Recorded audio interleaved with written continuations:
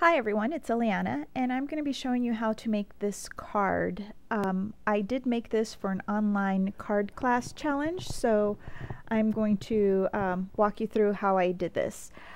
And I did fast forward this video just because it was super long and I still only get about 15 minutes. So what I'm doing first is I'm laying down a small strip of Post-it just so that I could butt my card up against, since I will be stamping off the edge. I am using the solid stamp from the Happy Everyday stamp set.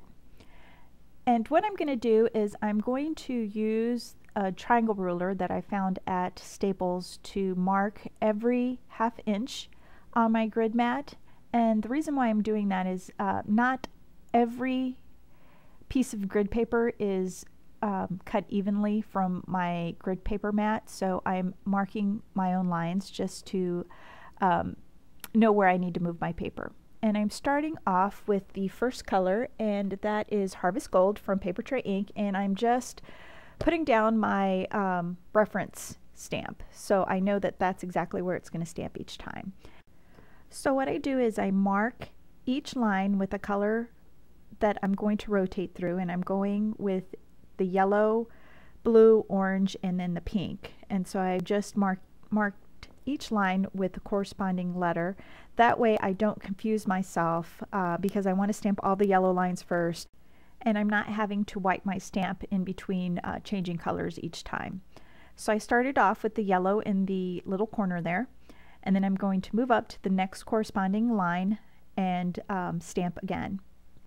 And the markings on the left do help with the first color, and you'll see the difficulty that I have with the remainder of the colors once I get to that point. But if you could get your first color down, that makes the figuring out the rotation of colors way easier for the rest of the card. And originally the card that I did make used the Hero Arts colors, and I really do like the grape juice color, but every time I use the grape juice color, that color just lingers on my stamp forever, and I just don't like messing with it. And so I use the Paper Tray Ink colors because they come off my stamps, they clean very easily. Okay, so now I'm changing colors, and I'm going to be using Hawaiian Shores, and all I need to do is to move the very top of my paper to the next line that's marked with the B for blue. So I am making sure that my stamp is dry, and I'm inking my stamp with the Hawaiian Shores, and I only have to do a little part of the stamp before I move it up.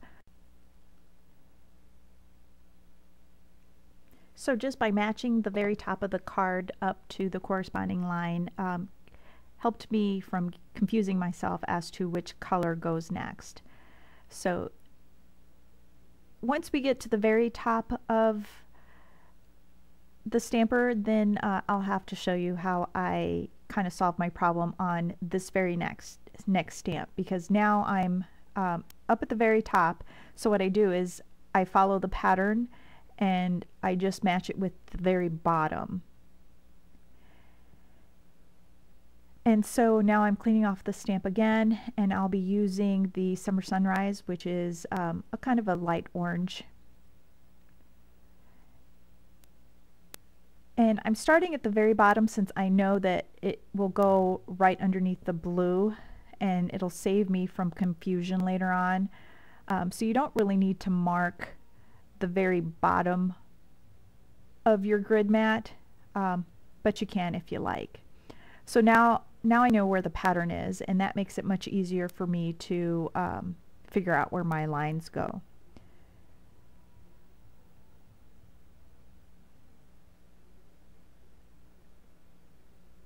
And you could do this with multiple cards. You just have to keep changing out your paper and making sure that you follow the color rotation. And then the very last color is Raspberry Fizz.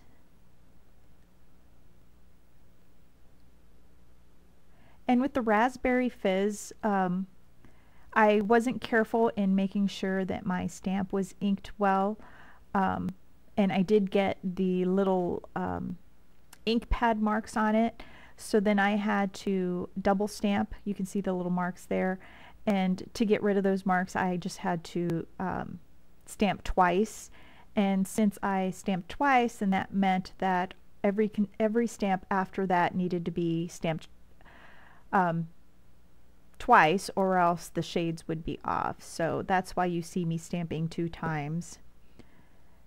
It's because if I didn't do that, then the rest of the lines would be lighter and it would be noticeable in the design. So just be sure that you don't have any ink pad marks when you stamp solid stamps like this.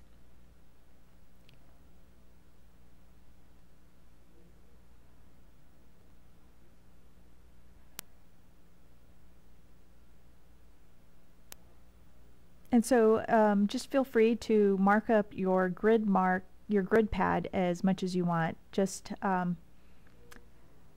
to save confusion. And I am using the Lawn Fawn You've Got Mail to go with my stripes.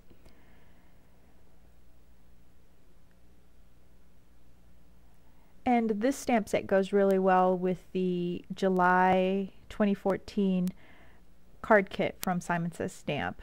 It's also a mail themed card kit. So I've cut out my card, and I am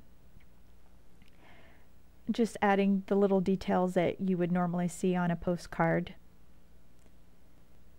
And I'm just using the same colors that I used for the background.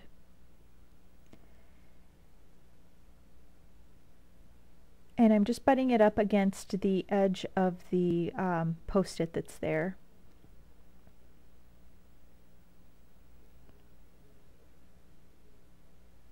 And the sentiment that goes along with this set is what I use.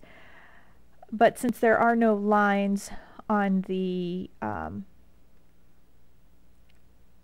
stamped image, I'm using the grid squares to make sure that my sentiment will go on there straight.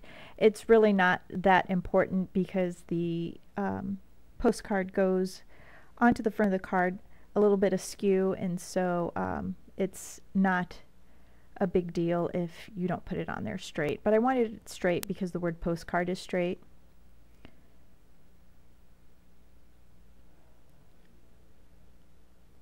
And so now I'm just trimming my card down to 4 by 5 1/4, and I'm going to put my postcard a little bit askew, but before I do that, I'm just going to use my black marker to outline the edge of it just so that it's a little more finished. And I'm using repositionable adhesive so that I could do my little tick lines around, and I'm just using a black precision pen in a, I believe it was a 0.8 tip. And I'm just doing a dash and a dot.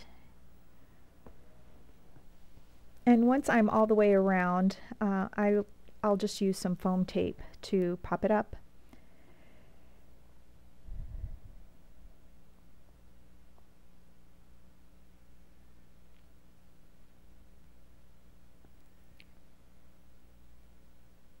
And the cardstock that I place it on, I'm not sure what color that is because it came in one of the Simon Says Stamp card kits, so I'm not sure what shade of blue that is. And it's a super thick cardstock. I had to crease it twice to get it to fold. And once I have that, I want a little bit more of the blue to show, so I go back and retrim my card. And if you liked the card, be sure to give it a thumbs up and head over to mysweetpetunia.com. And don't forget to subscribe. Have a great day. And thanks for watching.